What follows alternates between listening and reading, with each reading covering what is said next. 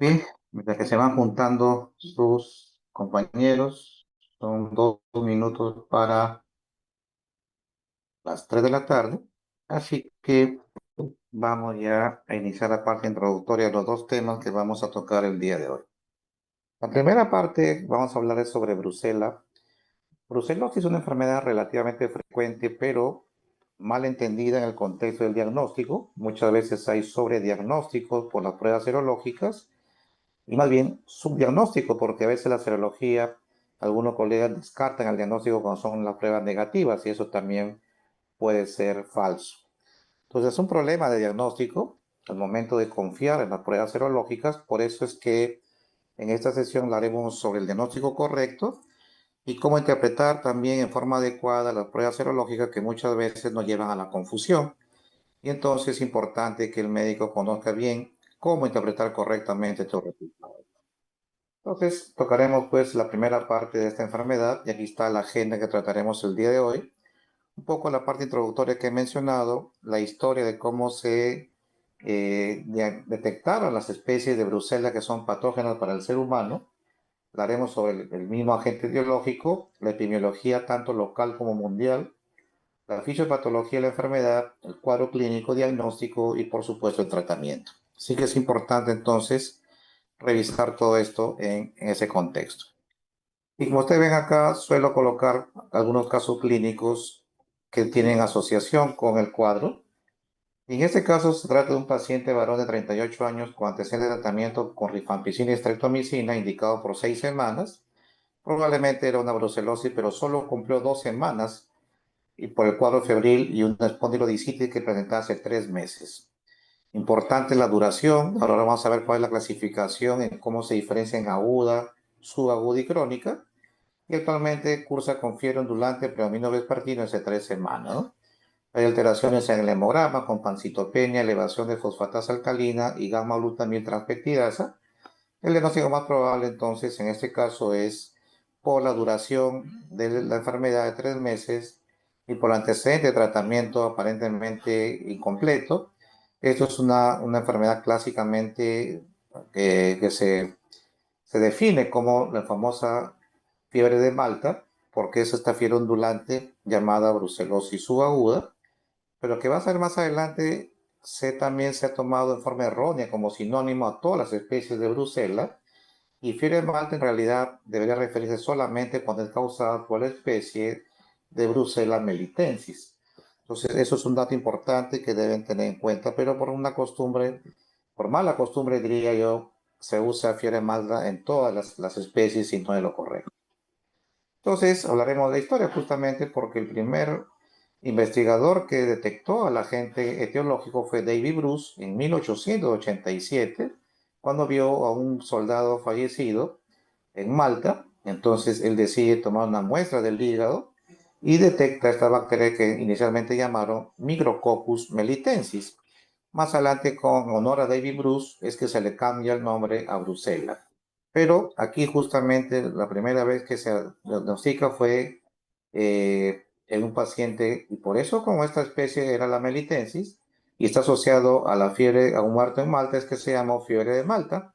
Lo repito, se refería a la especie melitensis y no a todas como actualmente se utiliza, ¿no? Es importante tener claro eso.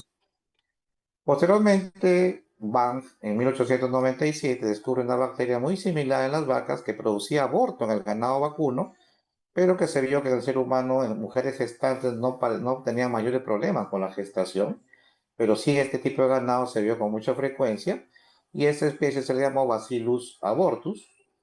Posteriormente, en 1914, Samit demuestra la presencia de la brucela en la leche de cabra, que después se supo que era la misma variedad del soldado que falleció en Malta, que era la famosa especie de Brucella melitensis.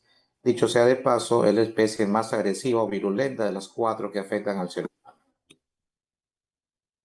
Finalmente, Alice detecta también una especie en este tipo de pacientes y ella detecta que estas especies son similares y que reconoce que Bruce fue el primero que hizo la asociación de esta bacteria con la enfermedad y por eso es que a raíz de esto es que Alice Eva propone que se cambie el nombre pues de Bacillus abortus a Brucella abortus, como hasta ahora se le llama a la especie o al género de estas bacterias.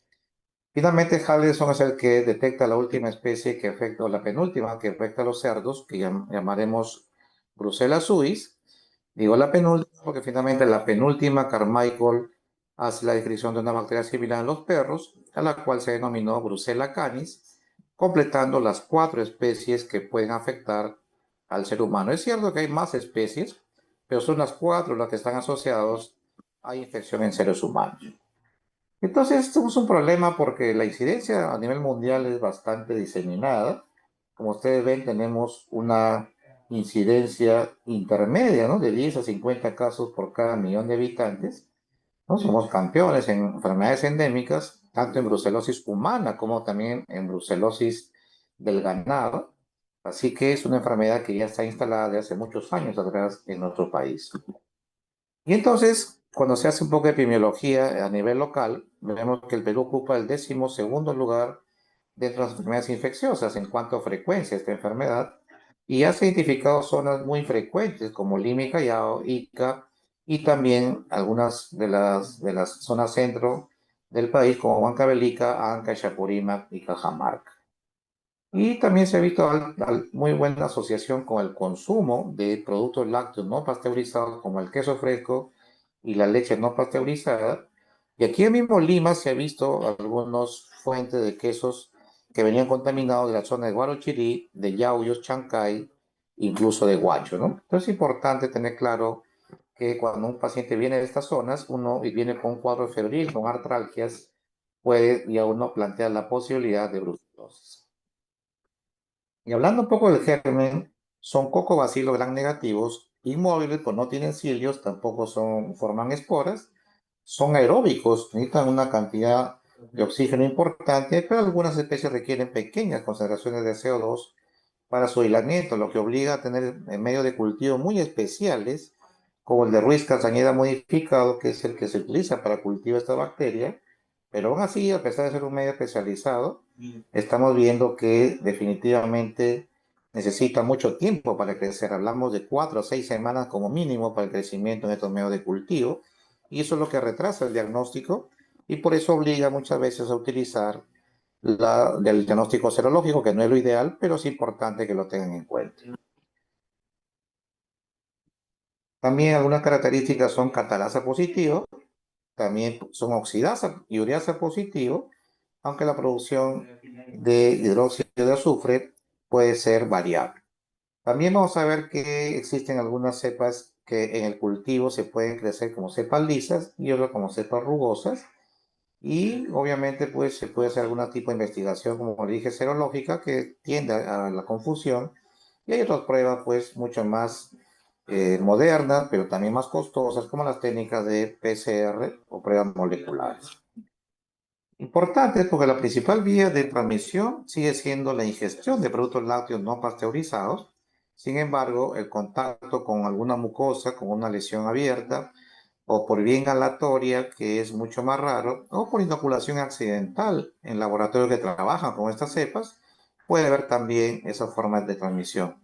Incluso se han descrito formas mucho más raras como transfusiones sanguíneas, post-trasplante en médula ósea, incluso algún caso de transmisión sexual también fue descrito en algún momento de transmisión de brucela, por vía vertical, por vía placentaria o a través de la leche materna, ¿no? Es mucho más raro, por supuesto, a la cabeza sigue siendo por ingestión de productos lácteos no pasteurizados la principal forma de transmisión de esta bacteria. Entonces, en ese contexto, pues, es la principal de tipo alimentaria, pero también se ha visto que hay un fuerte componente de riesgo ocupacional. Por ejemplo, en ganaderos, en personas que trabajan en mataderos, ¿no? Aquellos que transportan ganado al centro del país y obviamente pues no tienen la protección o no han sido inmunizados previamente estos ganados, obviamente tienen riesgo de transmisión. Y también lo dijimos, los que trabajan en laboratorios, que trabajan con estas cepas, también accidentalmente puede haber transmisión, como ya había mencionado. Y entonces, cuando hablamos de las especies, como ustedes ven, miren, hay muchas especies de Brucella, pero 4 son las que básicamente afectan al ser humano. Melitensis, que es el más agresivo o el más virulento. el suis del cerdo, que es el segundo después de melitesis en agresividad, Brucella abortus, que el ser humano causa muy pocas veces complicaciones, y canis, que prácticamente no causan ningún efecto en el ser humano. Entonces, cuatro especies, las primeras son las que afectan al ser humano, el resto solamente afecta a otros animales. Así que es importante ver que hay otras especies más, pero que no afectan al ser humano. Y cuando se hace estudios epidemiológicos a nivel local, el doctor Gotuso, por ejemplo, hizo muchos estudios con Brucella en años anteriores, y él vio, por ejemplo, pues que a mayor edad, mayor riesgo de transmisión, porque obviamente hay más riesgo de contacto con la bacteria por el alimento contaminado. También se vio que los hijos son los que más infectaban después de los padres, que había, sí, muy frecuentemente el antecedente de consumo de queso fresco no pasteurizado en la mayoría de los casos, y también el tema de alguna manera, el número de miembros, o sea, si mientras más hacinamiento hay en una familia, mayor riesgo de transmisión de esta enfermedad. Entonces, eso es importante que lo tengan en cuenta. ¿De acuerdo? Eso es importante.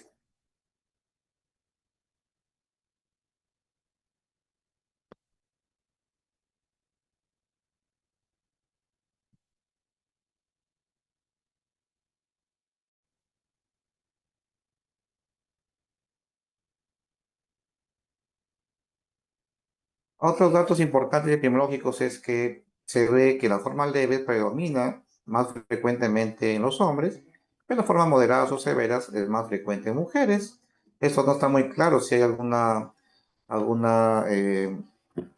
factor de riesgo asociado al sexo, pero en lo que se le encontró fue que es justamente esto la característica principal de los casos, que la forma más frecuente son las agudas y las ondulantes siguen en segundo lugar. Y así que es importante tener claro que estas formas de presentación se pueden ver con relativa frecuencia. Entonces, recuerden que esta enfermedad es una enfermedad granulomatosa y que le gusta el tejido linfoide. Por eso que la forma como ingresa es que ingresa por vía oral por alimento contaminado, vence el pH ácido del estómago, logra llegar al tejido linfoide intestinal en la placa de Peyer, y a partir de ahí se disemina a otros ganglios, a otras estructuras linfoideas como los ganglios linfáticos, el vaso y el hígado, y a partir de ahí puede hacer también bacteriemia y diseminarse a cualquier parte del organismo, ¿no? Eso también es importante que lo puedan ustedes revisar. Eso es importante.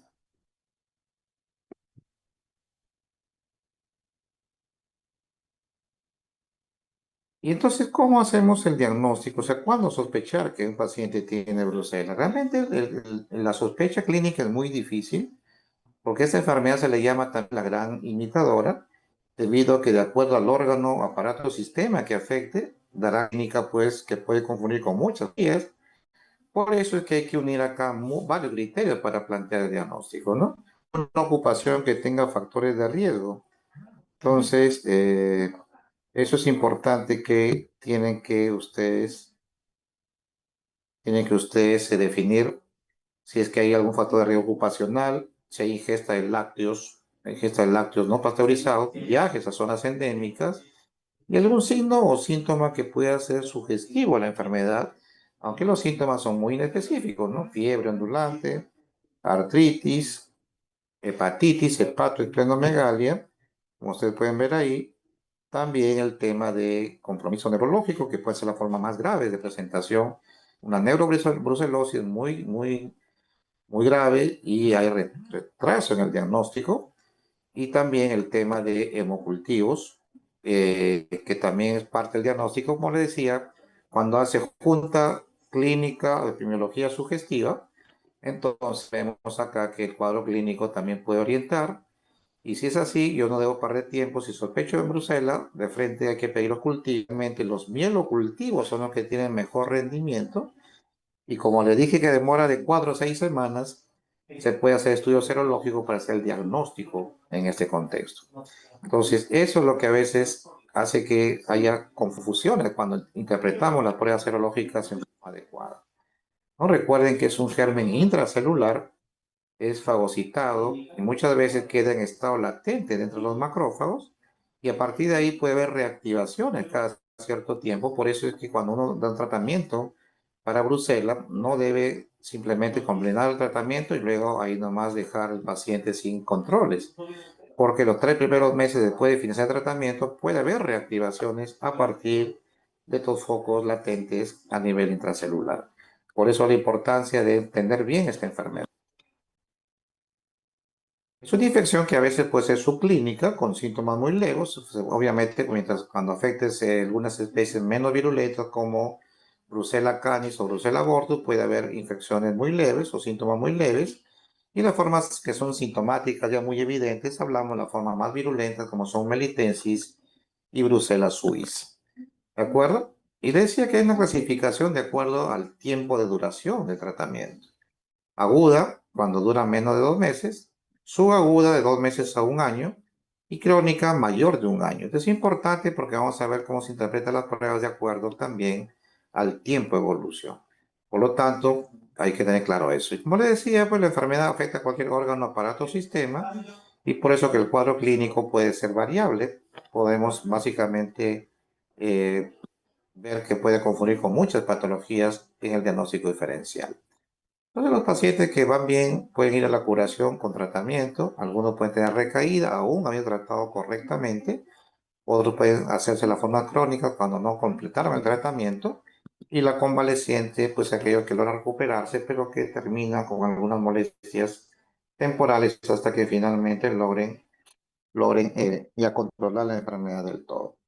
Entonces, esto es importante, ¿no? En la forma aguda, van a darse cuenta ustedes que típicamente va con fiebre, sobre todo fiebre vespertina, le gusta la fiebre nocturna, asociado a malestar general, escalofríos, dolor intenso con sudoración profunda, sobre todo en la noche, que uno puede confundir con tuberculosis, artralgias, mialgias, y el dolor de articulación es muy frecuente en la zona lumbar, que es lo que hace característica a esta enfermedad.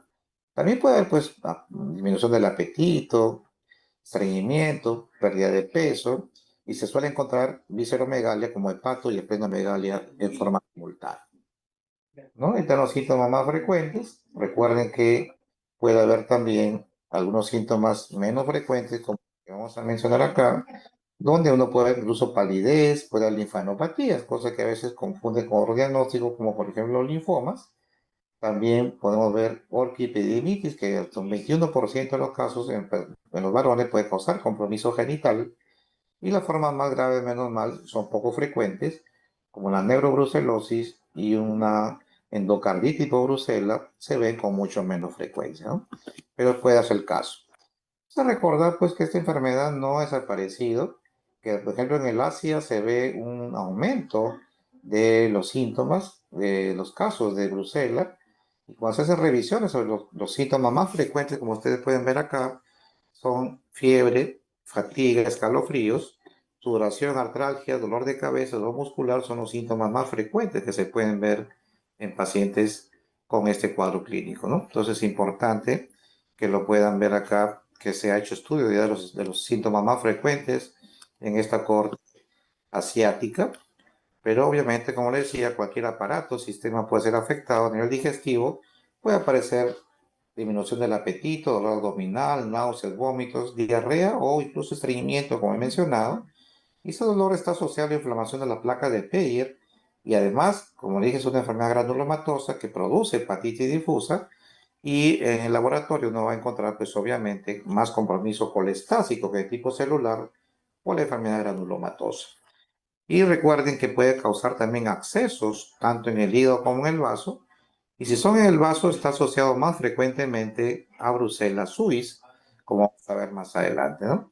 Entonces, uno hace una biopsia hepática y encuentra enfermedad granulomatosa, vemos las famosas células gigantes de Langas que se ven en la biopsia hepática, y puede dar también pues compromiso muy frecuentemente a nivel del sistema esquelético. Hasta 50% de los casos hay compromiso articular como artritis, espondilitis, osteomielitis, incluso bursitis, ¿no? Pues la sacroileitis es lo más frecuente que encontramos como cuadro clínico, y afecta principalmente articulaciones grandes como caderas, rodillas, incluso la muñeca, ¿no?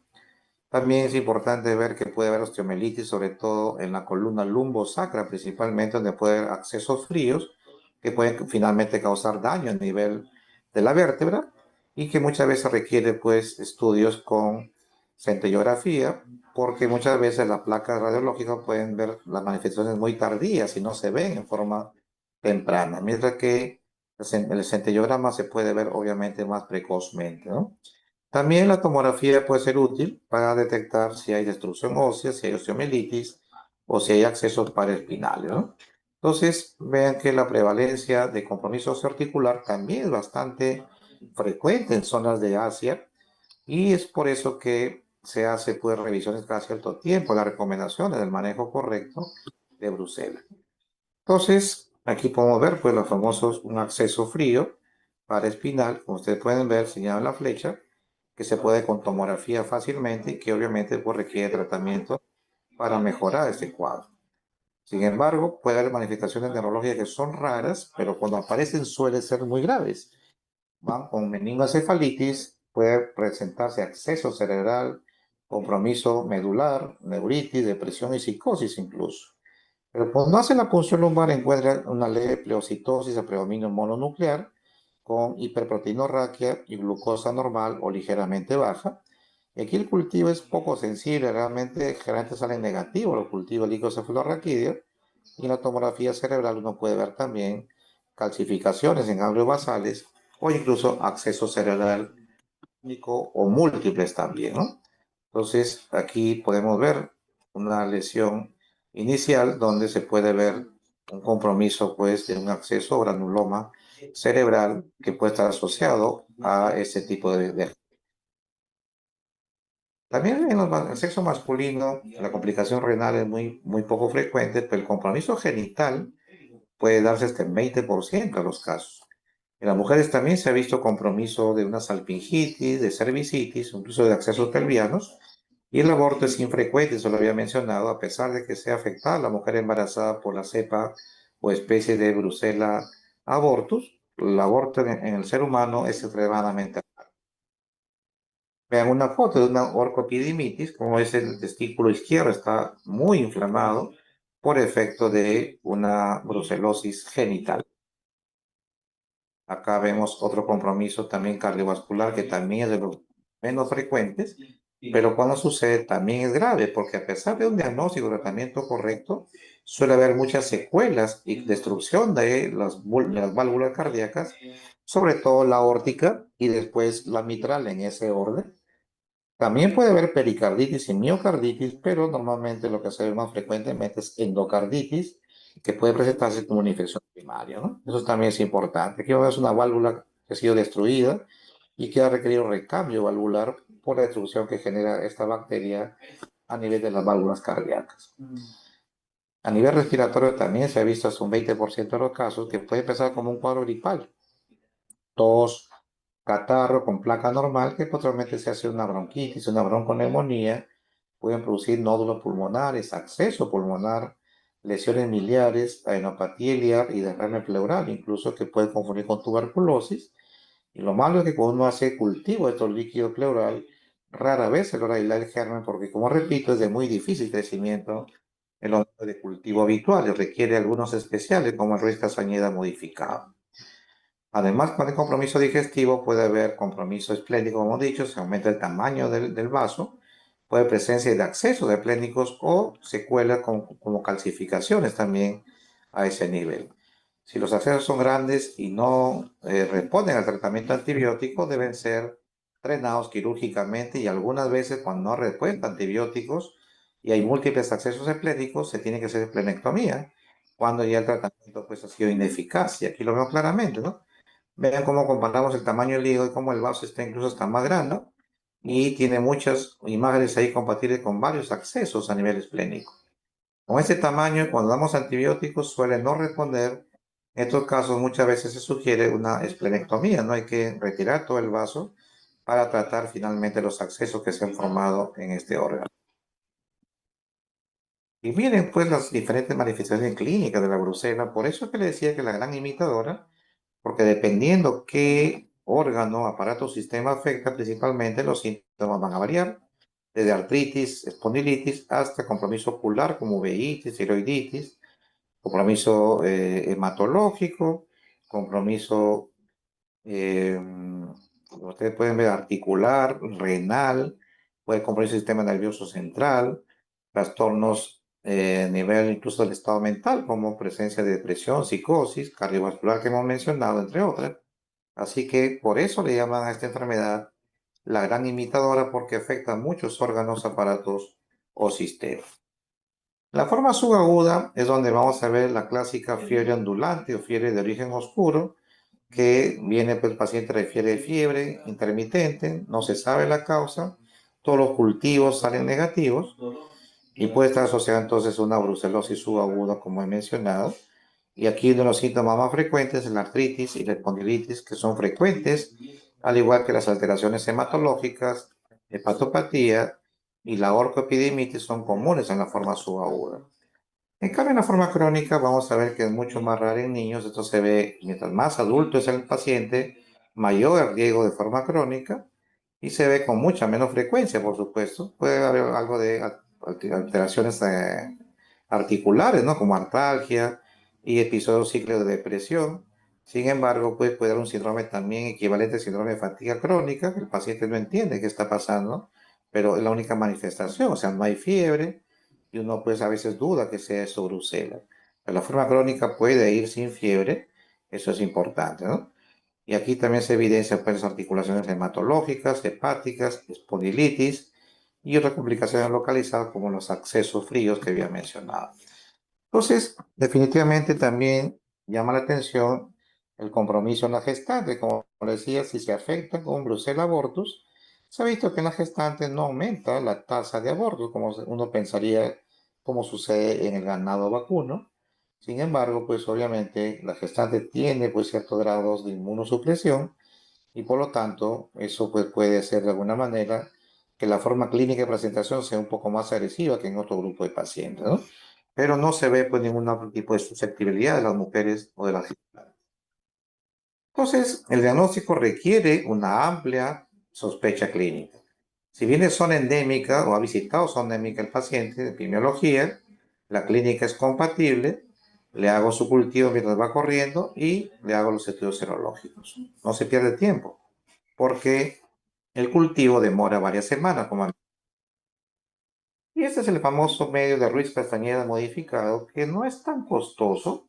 Realmente no sé por qué el laboratorio como el nuestro, en este hospital Hipólito, no tenemos este reactivo, que es un medio cultivo que se puede mandar a preparar y no es costoso, es algo de 30 soles el medio. Pero lamentablemente, pues, no se hace de rutina, quizá porque es una enfermedad poco frecuente o puede estar en el grupo de las enfermedades desatendidas que tenemos en el país. Pero lamentablemente hay poco acceso a estos medios cultivos. Y entonces, a raíz de eso es que aparecieron técnicas diagnósticas de laboratorio mucho más complejas, pero también de mejor sensibilidad y en menor tiempo, ¿no? Se ha visto, por ejemplo, esta prueba, el famoso BACTEC 9000, que tiene una sensibilidad a los 7 días de hasta 97 al 100% de sensibilidad, mientras que cuando usamos pues el tema de Ruiz Castañeda modificado, la sensibilidad baja a menos del 80%, ¿no? Y acá puedo mencionarlo, donde Ruiz Castañeda, normalmente en el periodo de incubación, mínimo son 3 semanas, pero normalmente puede ser hasta las 6 semanas, y vean que la sensibilidad solamente llega al 80% en la forma aguda y 50% en la forma crónica. Mientras que estos exámenes que he mencionado, de cultivo o de mielocultivo, 97% sensible en la forma aguda, 90% en la subaguda y solo 50% en la crónica. Entonces tengan cuidado en qué pruebas pedir de acuerdo al grupo etario también para mejorar la sensibilidad. Entonces, creo que con certeza recuerden siempre el gol estándar es aislamiento del germen por cultivo. Sangre, médula ósea y otro tejido, pero idealmente el que tiene mejor rendimiento es el mielocultivo. ¿De acuerdo? Y ese mielocultivo, de acuerdo a la muestra tomada, la fórmula técnica correcta, puede llegar hasta el 70% de sensibilidad. También, si se sospecha, el cultivo debe incubarse mínimo un mes, como he dicho, porque demoran en crecer y hay otras técnicas más como lisicentrifugación que permite hacer diagnóstico más rápido, pero que no están accesibles en el país, o por lo menos en el hospital, y son altamente costosos. Por ese motivo es que nos obliga a tomar muestras serológicas. porque salen mucho más rápido y con eso tomo decisiones terapéuticas hasta que salga el cultivo.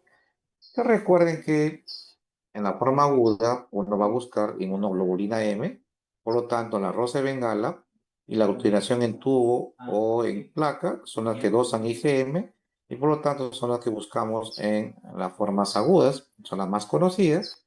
En cambio, las formas subagudas, donde ya el título de IgM va disminuyendo y aparecen las IgG, el 2-mercaptoetanol es el segundo marcador que se usa para ver subaguda, pero también se usa para el tema del seguimiento, o sea, para ver cómo está respondiendo el paciente, el 2-mercaptoetanol me sirve para hacer seguimiento. Y con las formas crónicas, lamentablemente ya no hay técnicas de aglutinación, no vale ninguna de las técnicas aglutinatorias. Y en esos casos se usa técnicas de anticuerpos no aglutinantes como la fijación de complemento o el test de Kunz. Esto sí lo hace, esto sí lo hace pues las formas crónicas nada más porque no hay formas aglutinantes en las formas agudas y subagudas. Hay aparecen otros nuevos métodos mucho de mejor sensibilidad, pero como repito, pues poco accesibles actualmente, incluso en hospitales nacionales como el Hipólito Unanue, no cuentan con estos métodos alternativos de Bruselas. Pues el diagnóstico es importante porque ya dijimos, el gol estándar es clínico asociado a aislamiento del germen por mielocultivo. Como este demora, la serología la me hace sospechosa si tiene 1/100 o más en países no endémicos, es sospechoso. Si tiene 1/160 o más a nivel local, ya, o sea, en países endémicos como el nuestro, entonces ya se considera recién altamente sospechoso porque puede haber lo que se llaman las sobretensiones falso negativas por un fenómeno de persona. Es decir, que a veces hay anticuerpos tan elevados que la técnica correcta no lo detecta y hay que hacer diluciones del suero para poder hacer recién la aglutinación en forma adecuada. Esa es una gran desventaja de la prueba serológica. Otra más es que no tiene una buena especificidad. Tiene una sensibilidad más o menos aceptable, pero la especificidad es baja. Por eso suele haber falsos positivos. Recuerden que hay bacterias que hacen reacción cruzada a las aglutinaciones para salir positivas sin que tenga brucela. Yersinia enterocolítica, Vibrio cholera, Francisella tularensis, la misma Escherichia coli pueden causar reacciones cruzadas con los gérmenes de las vías urinarias. También tengan cuidado en eso. Lamento repetir que los anticuerpos bloqueadores pueden identificarse con la prueba de Kunz. Justamente es la prueba no aglutinante que se hace en la forma crónica de presentación. Otras también, pruebas rápidas, se han hecho algunos ensayos, pero no tienen buena sensibilidad y especificidad tampoco es tan aceptable, por eso no salen al mercado en forma masiva. ¿No? Entonces, las técnicas clásicas todavía tienen utilidad, sobre todo el uso de rosa de bengala, todavía sigue siendo utilidad, porque puede ayudar bastante en el diagnóstico si se asocia a compromisos también, pues, de tipo clínico, siendo fiebre, artralgias, y tenemos una aglutinación en placa en tubo positiva, la rosa de bengala positiva, también puede orientar la posibilidad de diagnóstico de tuberculosis. Sin embargo, como les decía, afecta a varios aparatos sistemas. Y miren, con todos estos principales diagnósticos diferenciales que pueden darse, porque lamentablemente, pues, de acuerdo al aparato o sistema que afecte, puede haber cualquier manifestación clínica, lo que están viendo ustedes en la diapositiva, ¿no? Compromiso de mononucleosis con fiebre, neuropatías, hepatitis rectogranulomatosa, artritis séptica, tuberculosis por la tema de la diaforesis nocturna, osteomielitis, fiebre tifoidea, lo mencioné, meningocefalitis y la famosa endocarditis. Tratamiento entonces, hay que dar antibióticos, sobre todo, y hay un núcleo básico, y el núcleo básico de tratamiento de Bruselas son las tetraciclinas. Y a la cabeza, la que se toma 2 veces al día, es la doxiciclina, que se tolera mejor, pero siempre acompañado de otra droga, nunca solo en monoterapia. Y entonces las guías internacionales siempre dijeron que usemos doxiciclina más estreptomicina, que es un aminoglicósido, y va bien con esa combinación. Sin embargo, hay un problema porque a veces con ese tipo de tratamiento puede haber algunas recurrencias. Pero además la streptomicina se ha escaseado mucho en los países subdesarrollados porque ya no hay antes había el esquema 2 de tuberculosis que usaba el esquema sensible actual conocido más streptomicina, pero como se vio que eso sería dar una monoterapia, ya no se usa ese tema en forma, digamos, en monoterapia, o sea, siempre se da en combinación. O se da con un aminoglicósido o se da con rifampicina, que es la alternativa, porque como está escaso los aminoglicósidos, no se encuentran fácilmente, sobre todo estreptomicina, se plantea como alternativa que rifampicina acompañe a la tetraciclina, en este caso a la doxiciclina. Sin embargo, tenemos en cuenta que hay más tasas de recaídas que cuando se combina con estreptomicina. Ese dato es importante.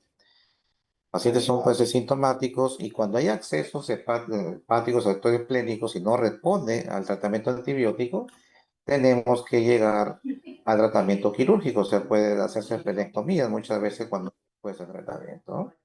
Es lo que le decía, ¿no? Dosis recto era el tratamiento clásico, ya no encontramos streptomicina, y algunos sugerían usar otros aminoglicósidos como la gentamicina, que ha sido la más estudiada, pero también vamos a ver que la dosis perdón.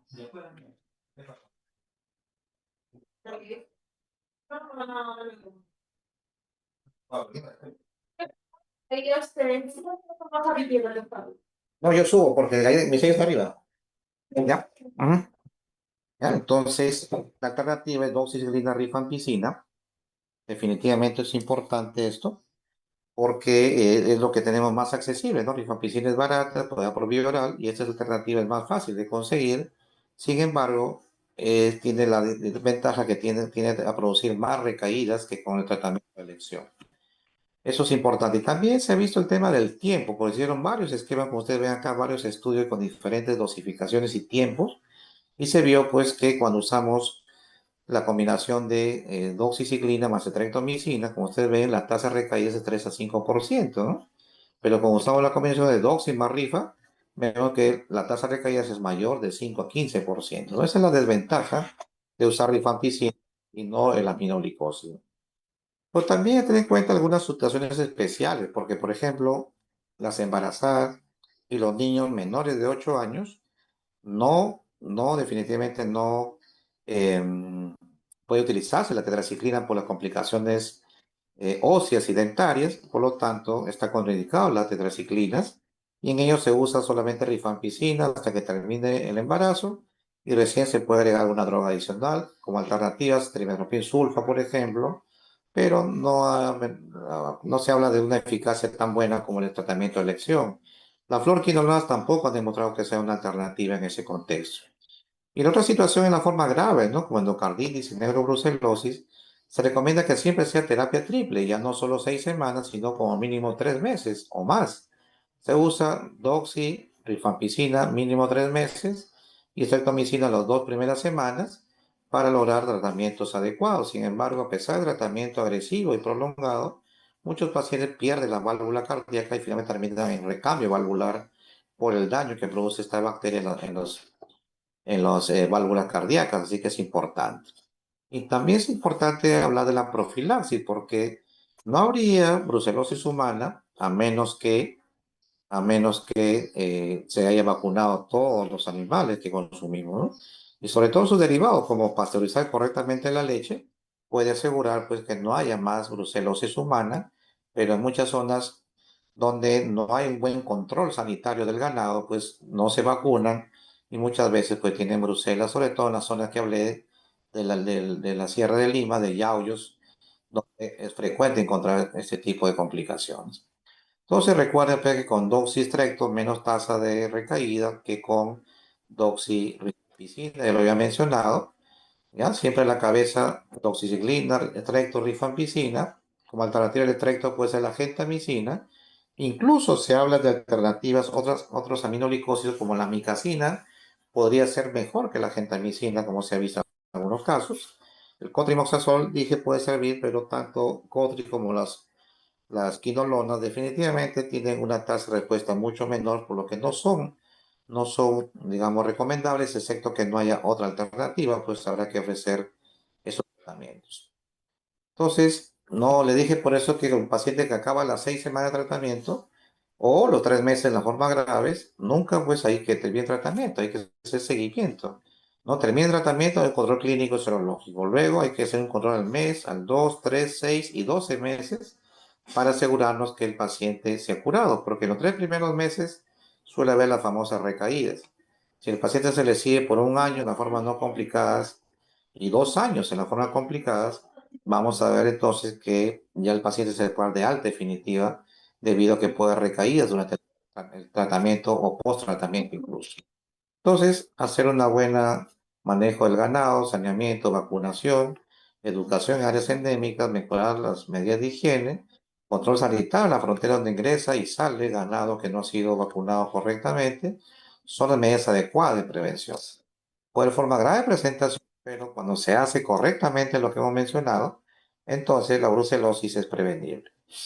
Olvidaba mencionar en el tema de las reacciones cruzadas en las aglutinaciones, que no solamente otras infecciones como Francisella tularensis, Yersinia, Vibrio o E. coli, sino que también las neoplasias como el linfoma pueden dar falsos positivos a aglutinaciones. Por eso es importante que no hagan diagnóstico solo con serología, una epidemiología, un cuadro clínico. Si la serología es positiva o es, digamos, sugestiva, se empieza el tratamiento, pero previo tome cultivo para después confirmar con el gol estándar que es aislamiento del germen por cultivo, idealmente, repito, por mielocultivo, que es la mejor forma o el que tiene mejor rendimiento o sensibilidad en el diagnóstico. Al final pasaremos a las preguntas sobre Brucela. Vamos a pasar al segundo tema de hoy, que es la tifoidea, la salmonela, que también tiene un cuadro muy parecido, pero tiene diferencias en cuanto que el germen, como ustedes ven acá, sí es móvil, tiene flagelos, también produce o compromiso de los tejidos linfoides, pero vamos a ver que tiene algunas diferencias que a veces también puede confundir un diagnóstico con el otro. ¿No? En este caso clínico que suelo colocar también, sobre todo en los exámenes, es un hombre masculino de 23 años que tiene fiebre 38,8 grados centígrados, tiene cefalea, mialgia, artralgia, astenia, sudor, dolor faríngeo e hiporexia, y el cuadro tiene 4 días de evolución. Se le encontrarse en físico normal, pero tiene leucopenia, 4.200 leucocitos, y se le hace las clásicas aglutinaciones febriles, se le encuentra el típico 1 sobre 160 y el típico H 1 sobre 320. La pregunta para el grupo es, ¿esto es una tifoidea? Importante, eso lo responderemos al final de la charla.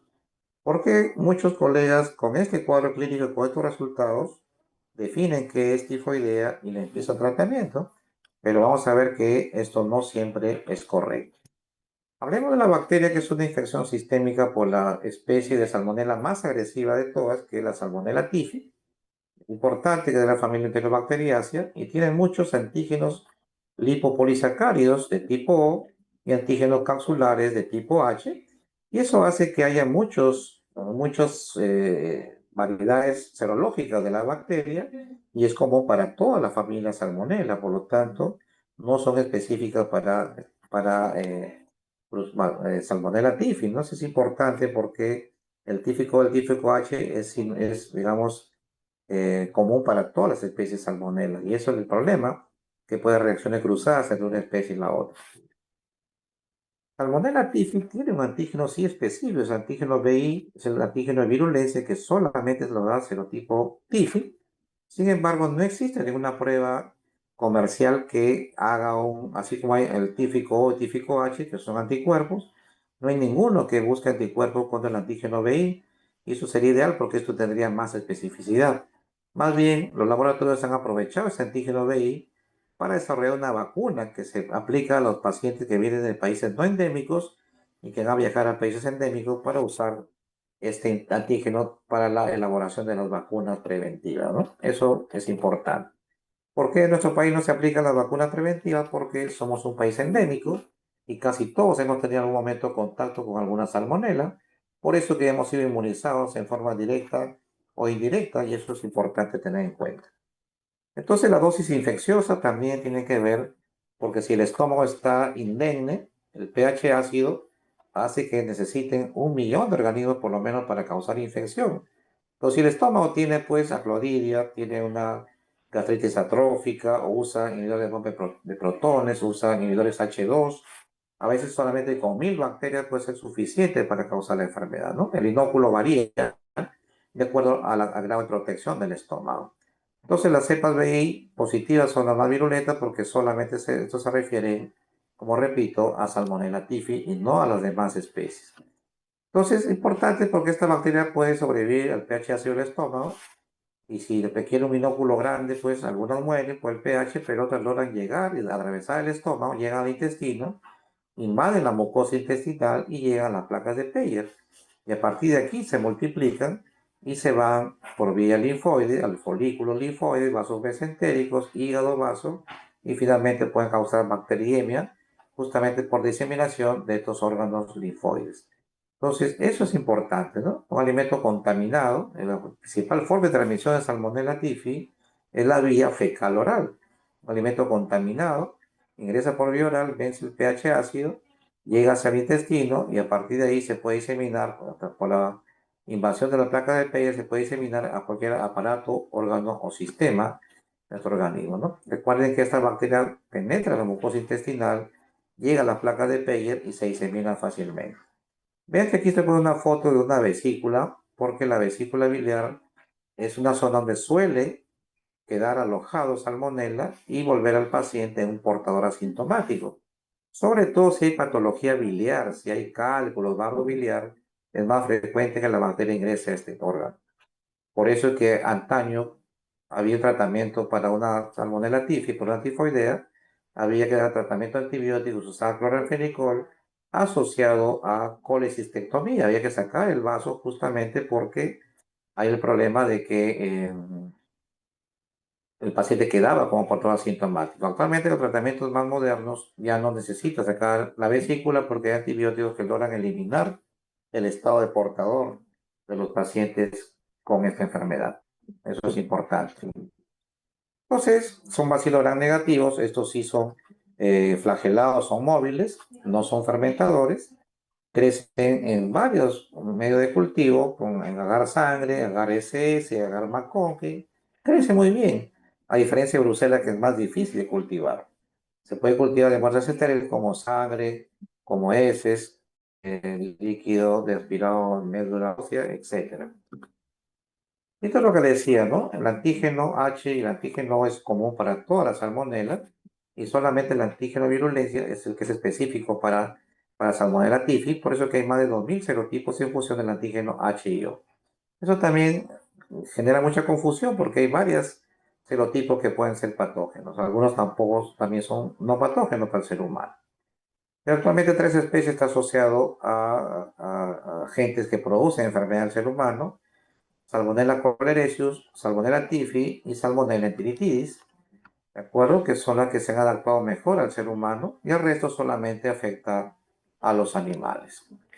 Igual que el caso de Bruselas, también nosotros somos campeones, ¿ven? Estamos en una área de enfermedad endémica, en casi toda Sudamérica y parte de Centroamérica somos país endémico. Lo que es peor que estas áreas rojas que son resistentes al ácido nalidíxico, por lo tanto, después alergia o resistencia, perdón, a las quinolonas, cada vez se disemina más. Esto es el año 2002 o 2020, ya la mitad de la población mundial ya es resistente a las quinolonas y sigue en franco aumento por el abuso de estos antibióticos, ¿no? Como ven acá, en África también es un problema serio, cada vez más se ve resistencia al ácido nalidíxico. Entonces, cuando se hace una revisión sistemática de la incidencia de fiebre tifoidea, se ve pues, que hay países que todavía predominan muy frecuentemente, ¿no? Como ustedes pueden ver, el tema de la India, Indonesia, de China, de Vietnam, se puede ver todavía muchas casuísticas, y en Pakistán también es un país que reporta gran cantidad de casos a nivel de todo el mundo, ¿no?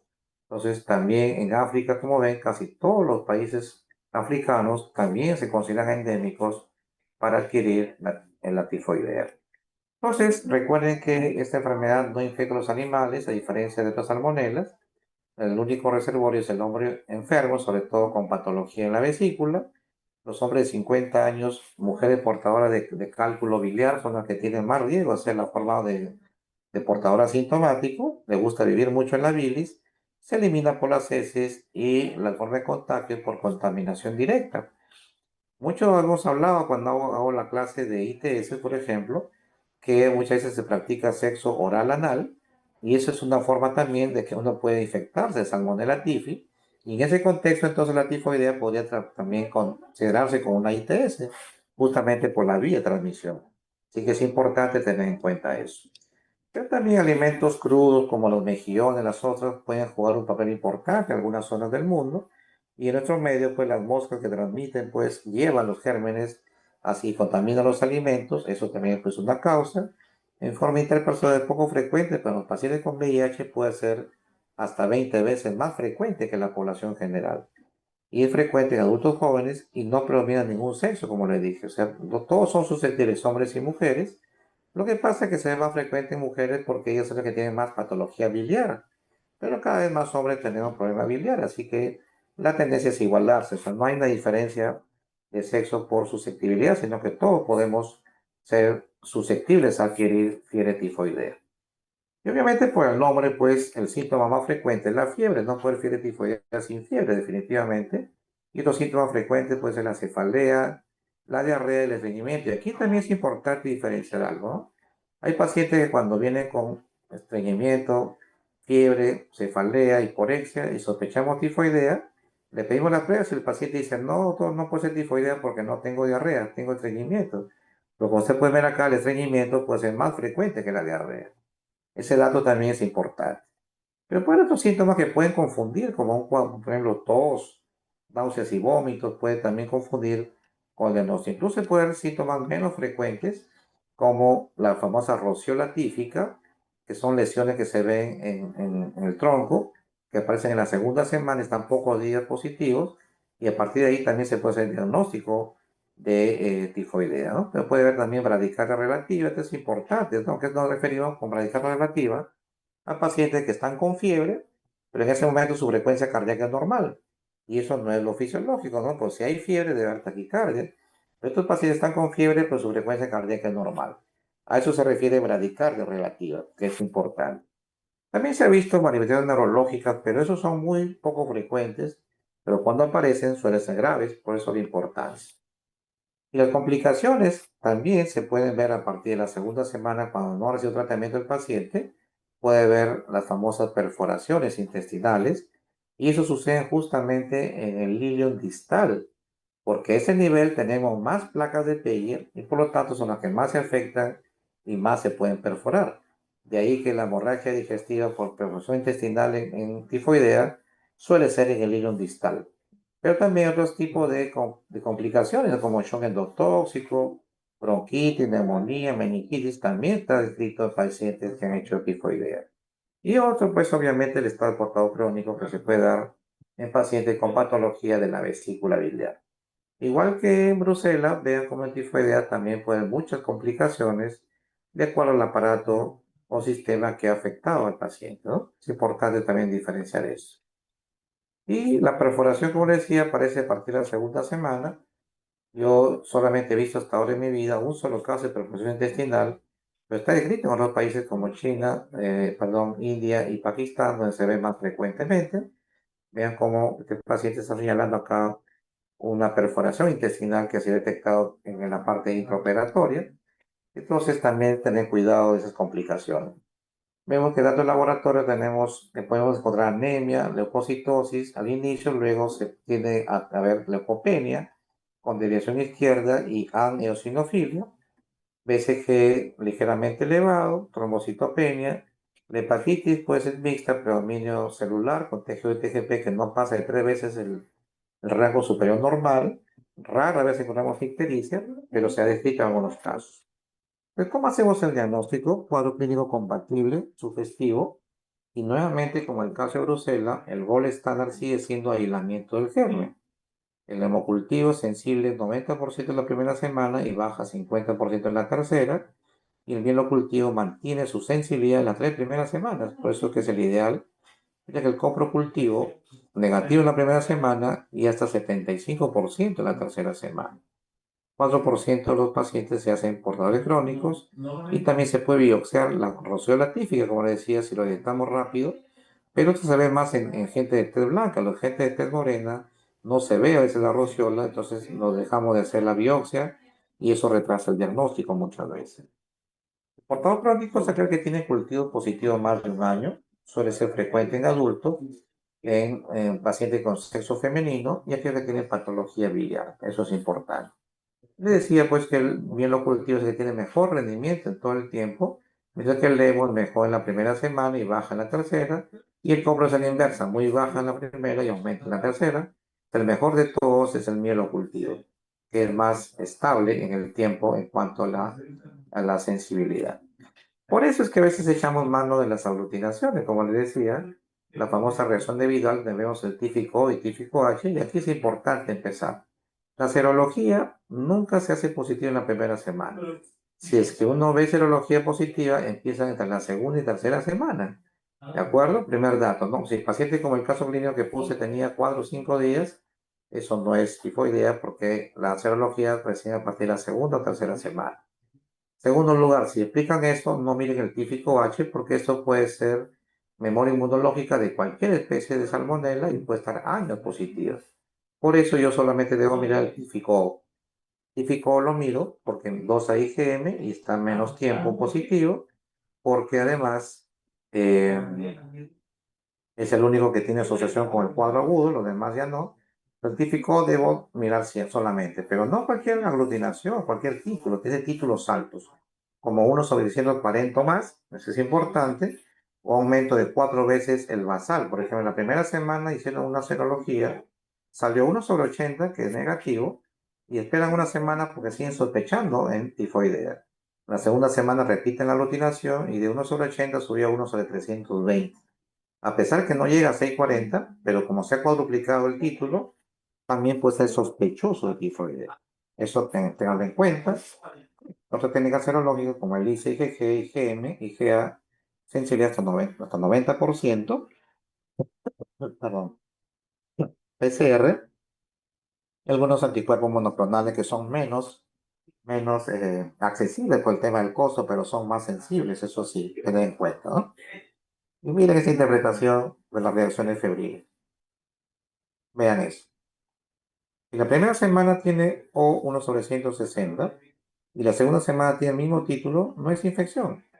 No miren el H, ya les dije, pensar que está un poco más elevado no me sirve. Por lo tanto, si acá hubiese tenido 1/160 y en la segunda semana 1/640, ya se cuadruplicó, ahí sí es sospechoso de infección. Entonces tengan cuidado.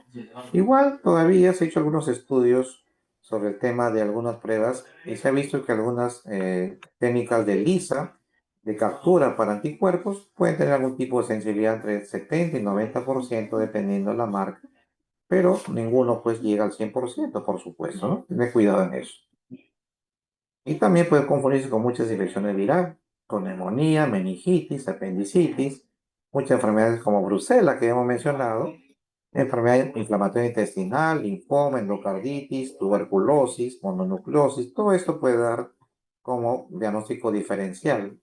Y el pronóstico, pues obviamente en los tiempos actuales de los antibióticos, la mortalidad es menor al 1%, aunque se ha visto países como Indonesia, India y Nigeria que su mortalidad puede llegar al 25%.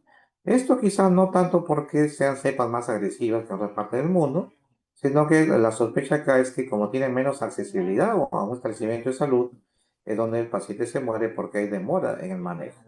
Eso es lo importante. Pues la letalidad es baja actualmente porque los antibióticos han bajado bastante actualmente los niveles de mortalidad como era antes, ¿no? Entonces, cuando se hace también una revisión sobre las complicaciones de mortalidad de fiebre tifoidea, nos damos cuenta pues que se mantiene todavía un poco elevado, aunque mucho menos que en las épocas de los años 60 o 70, donde había mucho más mortalidad, ¿no?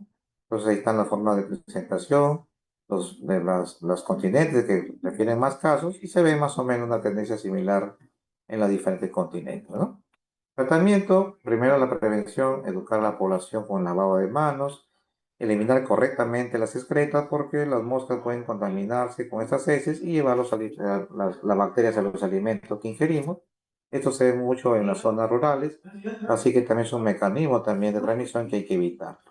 Consumir agua segura, combatir vectores como las moscas, pasteurizar los alimentos y controlar o tratar a los portadores, así sean asintomáticos, ¿no?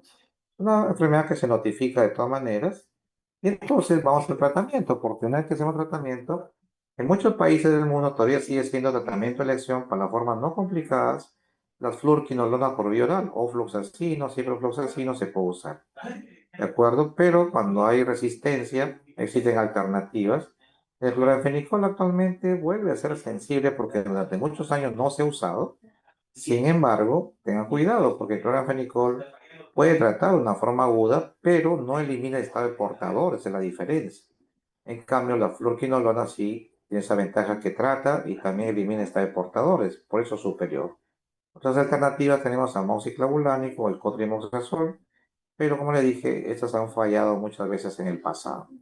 Entonces, cuando no funcionan las fluoroquinolonas, se pasa a cefalosporina de tercera generación y si no funciona, se pasa a la segunda alternativa, que son los macrólidos, como la citromicina, ¿no?